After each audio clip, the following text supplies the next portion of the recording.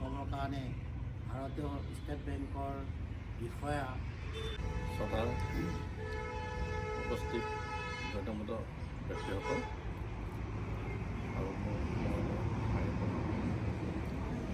আজি ৭৭ সংখ্যক আজি এই গণতন্ত্ৰ দিৱস উদযাপন বিষয়ে প্ৰদান হৈছিলে আৰু সেইদিনাখনৰ পৰাই এফেক্টিভ হৈ আজিলৈকে সংবিধান আমাক ব্ৰিটিছৰ পৰা ভাৰতীয় ষ্টেট বেংক কঠীয়াতলী শাখাৰ পৰা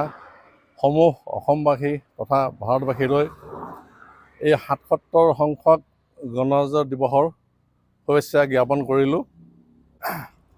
আজি ভাৰতীয় ষ্টেট বেংক কঠীয়াতলী শাখাত